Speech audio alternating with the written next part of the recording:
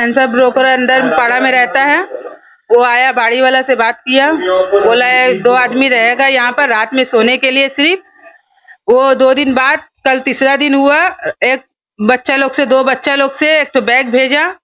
Bag भेजने के बाद 5 से 7 मिनट हुआ, बम ब्लास्ट हो गया, पूरा वो घर बर्बाद हो गया। मेरा घर में ही पूरा ये हो गया। अगर बच्चा लोग रहता, मेरा छोटा छोटा मेरा बच्चा है सब।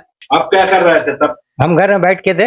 अच्छा, उस टाइम घर में बैठ के थे, बच्चा लोग को ट्यूशन किया था पढ़ने के लिए, हम घर में बैठ के थे, गेम खेल रहे थे। तो एक बैग धमाका हुआ, तो हम तो यार मेरा पंखा नीचे गिर गया और धमाका हो गया, पूरा बम का बारूद का महक, पूरा धुआं धुआं हो गया। घर हो गया पूरा। हम जल्दी निकला बाहर, निकल के देख रहा मेरा सर से खून गिर रहा। দীপঙ্কর দা, এখন তো আমার কথা হচ্ছে যে সীমান্তবর্তী সুরক্ষার কথা বিজেপি বলছে, আজকে অমিত শাহ এসছেন, সব ঠিক আছে, কিন্তু একদম খোদ শহর কলকাতার মধ্যে এখনও কিন্তু বিস্ফোরক মজুত রয়েছে, এখনও কিন্তু ক্রিমিনালরা হয়তো মজুত রয়েছে। আপনি দেখুন, এই যে শাহিন শাহ বলে একজন মিডলম্যান, তার মাধ্যমে মোহাম্মদ সামিম বলে এক ব্যক্তি বাড়ি ভাড়া নিয়েছিল। এবার যখন সে ব্যাগ পাঠায়, তার মধ্যে বোম ছিল, যেই বোম পরবর্তীকালে উদ্ধার হয়েছে। পুলিশ বলছে মধ্যম মাপের বোমা, যেটা আমরা আজকে জানতে পেরেছি। বিকেলের দিকে 2টো বোমাকে ডিসপোজ করা হয়েছে। এই অপরাধীরা কারা এবং এরা কি অনুপ্রবেশকারী, বা এরা কীভাবে খোদ শহর কলকাতার বুকে রয়েছে নতুন সরকারের সময়, যখন আপনারা বলছেন আইনের শাসন চলছে, তো হিসাব মতো তো বাড়বাড়ন্ত দেখতে পাওয়া যাচ্ছে এদের। আপনার যদি মনে হয় যে আজকে 3 মাস হয়নি একটা সরকার প্রতিষ্ঠিত হয়েছে আর এটা সরকার আসার পরে বাড়বাড়ন্ত হয়েছে, তাহলে বাংলার লোককে আবারও প্রশ্ন, বাড়বাড়ন্ত হয়েছে বলিনি, বাড়বাড়ন্ত চলছে, বাড়বাড়ন্ত চলছে হয়েছে, সেটাই তো একই ব্যাপার। তা এটা যদি মনে করেন তাহলে কিছু করেনি। কিন্তু একটা জিনিস দেখুন, যে হওয়ার সঙ্গে সঙ্গের মধ্যে ওখানকার জনপ্রতিনিধি তিনি জায়গায় পৌঁছে গেছেন, পুলিশ জায়গায় সঙ্গে সঙ্গে গেছে এবং আইডেন্টিফাই করেছে, এবং যারা করেছে তাদের কিন্তু অ্যারেস্ট হয়েছে। আমরা এটাই কথা বলি যে দেখুন, সমস্ত জায়গায় যে সব সময় সামনে আসছে বা পারা যাবে বা আটকানো যায়, কিন্তু হলেই যে সেক্ষেত্রে খুঁজে বার করা যাবে না, চেনটা খুঁজে বার করে রয়েছে। এই যে যেসব এলাকাগুলো ঘটনাটা ঘটছে, আমি কোন এলাকা বলছি, যারা টিভির সামনে আছে তারা বুঝতে পারছেন, এইসব এলাকায় পুলিশ তো যাওয়ার ক্ষমতা রাখতো, পুলিশ কোনোদিন যেতে পারতো না। ভিতরে গলির মধ্যে যেখানে যা আছে যাওয়ার ক্ষমতা ছিল। আজকে পুলিশ যাওয়ার সাহস দেখাচ্ছে, যেতে চেষ্টা করছে, এবং এই ঘটনাগুলো তো সত্যি সত্যি তো পুলিশ তো আর সরকার প্রশাসন আমরা আছে, আমরা বলছি এরকম কোনো না, যারাই করছে মোহাম্মদ শাহিন থেকে শুরু করে দীর্ঘ দিনের এরকম তারা সমাজ বিরোধী কাজকর্ম তাদের করে, নিশ্চয়ই প্রশাসনের গোচরে এসছে, আর গ্রেপ্তারও হয়েছে, যারা আশ্রয় দিয়েছে তারাও গ্রেপ্তার হয়েছে, এবং এরকমভাবে যারা এরকম করছে তাদের কঠোরভাবে সাজা দেওয়ার জন্য আইন হয়েছে।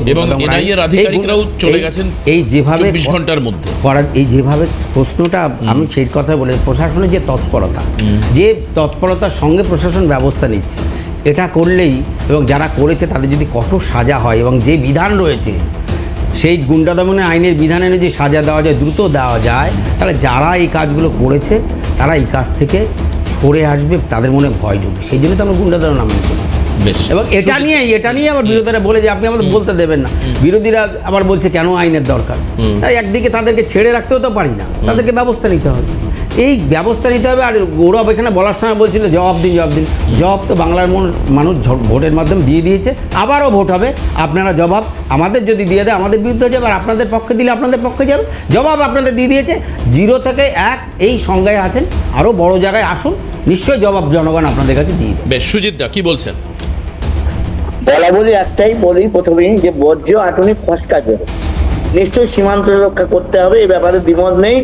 অজিত দা কি বলেছে আমার জানা নেই, নিশ্চয়ই এদের জেনে শুনেই বলেছে, আমি সেই বিতর্কে যাচ্ছি না।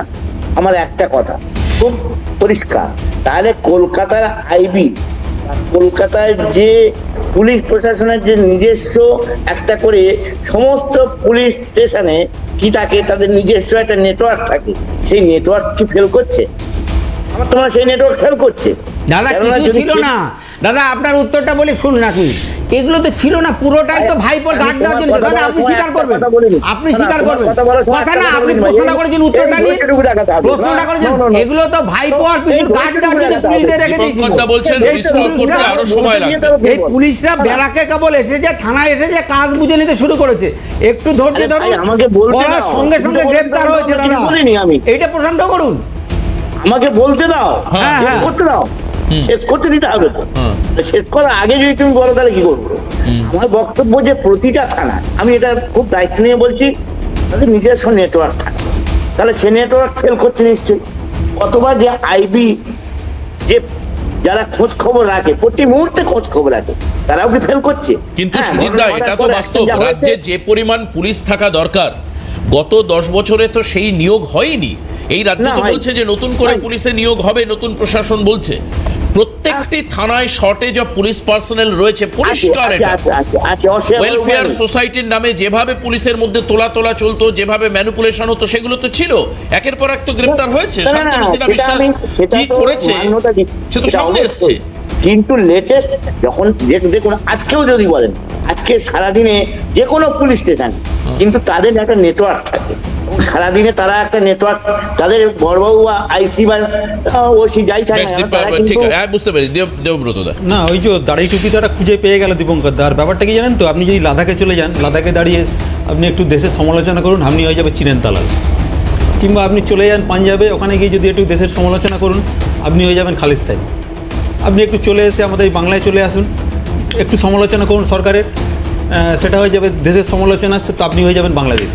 আর সারা দেশেই যদি আপনি সরকারের সমালোচনা করেন, তো আপনি হয়ে যাবেন পাকিস্তানের দালাল।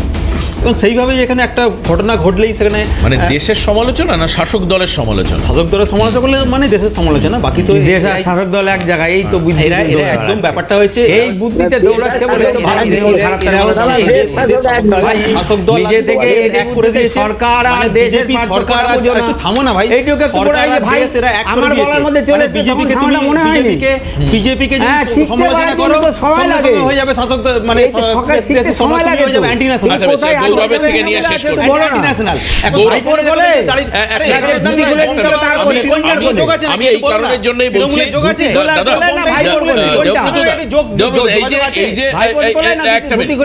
এই যে এক ভদ্রমহিলার বাড়িতে আমরা প্রথমে চালালাম ওনার বক্তব্য, উনি বলছে আমার বাড়িতে যদি বাচ্চারা থাকতো তাহলে একটা বড় অঘটন ঘটতে পারতো। এটা তো স্বাভাবিক, এখানে কে দেশ কে সরকার আমরা এততে যাচ্ছি না। বোমা শহর কলকাতার উপকণ্ঠে এসছে এবং একজন মানুষ ব্যাগে ভরে দুটো বাচ্চাকে বলছে এটা রেখে দিয়ে এসো। 5-7 মিনিটের মধ্যে বিস্ফোরণ, ইনস্ট্যান্ট বিস্ফোরণ ঘটলে বাচ্চা যারা রাখতে গিয়েছিল তারা মারা যেতে পারত।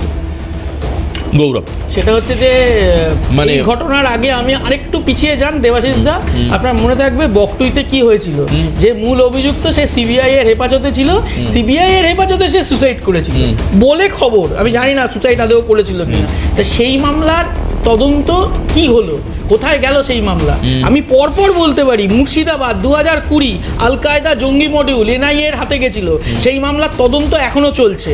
আপনি দাড়িভিট উত্তর দিনাজপুর স্কুল সংক্রান্ত মামলা এনআইএ এর হাতে গেছিল, সেই মামলা এখনো চলছে। আপনি মালদার মোথাবাড়ি এনআইএ তদন্ত নিয়েছিল, সেই মামলা এখনো চলছে। ভূপতিনগর ভুলে গেল। ভূপতিনগর এখনো চলছে। এখন প্রশ্নটা হচ্ছে, আপনি সাজিয়ে গুছিয়ে এনআইএ কে আনবেন, সিবিআই কে আনবেন, ইডি কে আনবেন, সব কিছু করবেন, তারপরে মামলাগুলো ঠান্ডা না, ঘরে চলে যাবে। কিন্তু একটা জিনিস পরিষ্কার যে রাজ্যের মুখ্যমন্ত্রী কিন্তু বলছেন পুলিশকে সম্পূর্ণভাবে পাওয়ার দেওয়া আছে, পুলিশের কাজ করবে। আরে পুলিশকে কে পুলিশের কাজ করবে। পুলিশ তো এতদিন পুলিশ তো পাওয়ার দেওয়া ছিলই, পুলিশকে পাওয়ার দেওয়া ছিল বলেই তো শাহজাহান থেকে জাহাঙ্গীর তারা এখনো জেলের মধ্যে ঢুকেছে।